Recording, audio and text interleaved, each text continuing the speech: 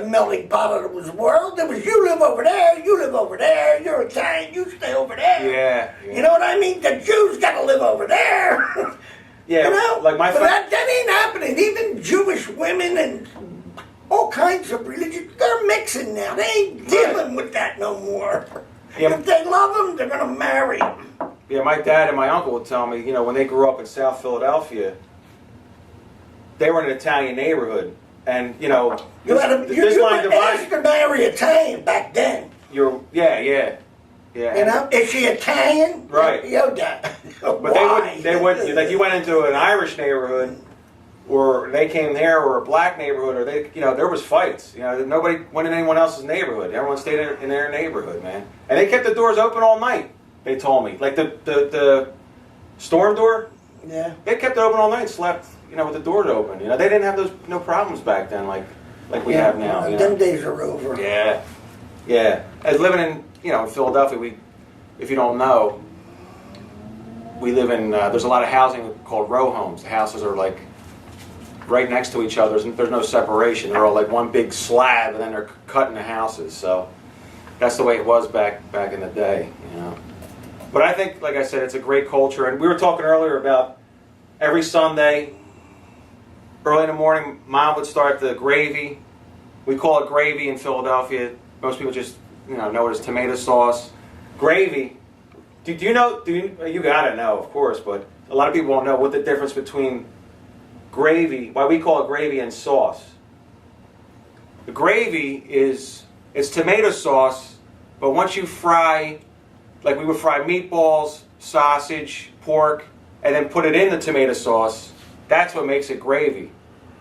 Because you're getting the juices from the meat, and that goes inside the tomato sauce, and that's why we call it gravy. Now you can make like one night if you want some pasta, and you just want to make a quick thing of pasta, and you make some tomato sauce in a pan or whatever. That's cool, but that's not gravy. That's just tomato sauce, But that's a different. A lot of people don't. I think that we only use that in Philadelphia, and maybe New York they use that term. I'm not sure, but that's a real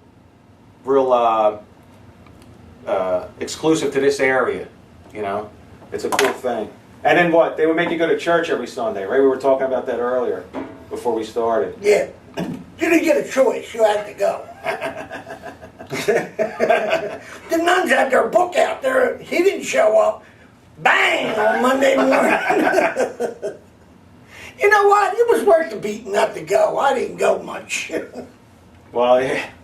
You're definitely not going now, right? No, not now. I don't go to. I'm not religious either. I mean, my family still is. They're real religious, and they, swear by the Bible, and they go to.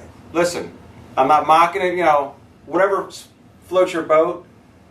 And I was telling you, like my mom would say to me, like, "What happened to you?"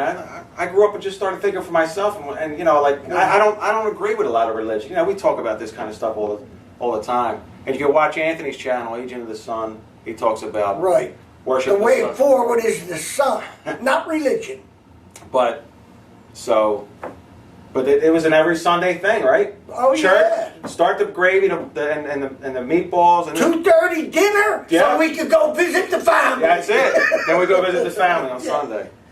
Oh, all my friends that were Irish used to say, "Why do you eat dinner at 2:30 on Sunday?" I says, "Because we got to visit the family." Yeah.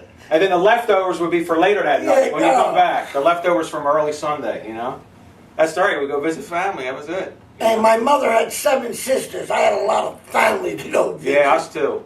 My mom had 4 brothers, and my dad. Yeah, we had a big family, a lot of cousins. But we still all keep in touch pretty much, Of course, not with like when we were little, but. Oh, we keep in touch with all my family. That's my good. Cousins. That's good. That's a good thing, man. That's what I'm saying. The Italian culture is family. That's the most important thing, And I believe that today. No matter what, doesn't matter what nationality you are, but family is your most important thing. There's nothing more important than family, Last name. Mm-hmm. DNA. I think of a story. A friend of mine loves this when I tell this. It's the truth, though. I don't know how you were when you went to school. But, we would go to school, and kids would bring their lunch, And Now you had all the Metagon kids. We call them Metagons. You know what that means? It means like kids of other nationalities, just non-Italians. You know, we would call them Metagons. You know. What school did you go to? In my school, you weren't allowed in if you weren't Italian. Oh, no, I was in public school. Oh, you were in public? Yeah. Okay. Oh, okay. Well, then the story You might. had to be Italian to get in. This might not pertain to you, but so lunchtime would come, and all the kids would get their lunches out, and all the Metagon kids, whatever they were, Irish, Polish, whatever, they'd have that square tin fucking Spider-Man or Hulk, whatever the fuck, The lunchbox. with their fucking peanut butter and jelly sandwiches with the crust cut off, maybe in a little. Not me, man. I came in with a fucking bag. I didn't have a. I came with a bag, right? Big paper bag wrapped around with a plastic bag wrapped around it. Probably Inside, I pull out everything. a fucking veal cutlet sandwich like this, right? Big Italian rolls, seeds all over the fucking place. I was almost embarrassed to eat it in front of the kids. You know what I mean? I'd be like, they'd look at me like, "What the fuck is that?" You know what I mean? They didn't, the Italians know how to eat, man. I mean, I'd have this sandwich, I'd have a big piece of cake or whatever, and a piece of fruit, which I usually wouldn't eat, but. I used to make my mother make me potato and eggs because she. Oh, I like that. My mom makes that. And because she was making me bologna sandwiches, and bologna sandwiches in a locker, a hot locker, tastes crappy. I was so gonna I say got to have potato and eggs. It didn't matter if they got hot in the locker; they're pretty good. I was going to say that. Like, we didn't have no coolers then. No, I was in the bag, so it was in the locker until lunchtime. It fucking stunk up the locker. When you open it up, the hallway smelled like fucking veal cutlet. It was funny, man. You know what I mean? Like, I look back now. Back then, I was embarrassed because I was like, I'm not like the other kids. Like, I got this fucking sandwich, and they got these fucking little peanut butter and jelly. The school I was in, they would have smelled that thing. They all wanted some. Yeah. They'd have ran to your locker. Peanut butter and jelly's not food. That's that's not a sandwich. Italians know how to eat. That's just something that we're blessed with. Something that we brought to this country. And like I said, I'm proud of that. We contributed a lot to the United States, and I think that when people from other countries come here, they should contribute. Not just take. That's the things that I don't like that go on in this country. Don't just come here and take, whoever you are. I don't care what nationality it is. Come here and contribute. Whatever it is, work, make a business, whatever it is. That's what America is opportunity. It's supposed to be about opportunity.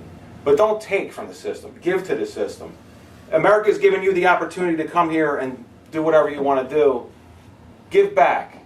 Don't take. Just keep taking from America. Everybody's got to work. Unless you hit the lottery. Everybody's got to work. A lot of people don't work, and they take from the system.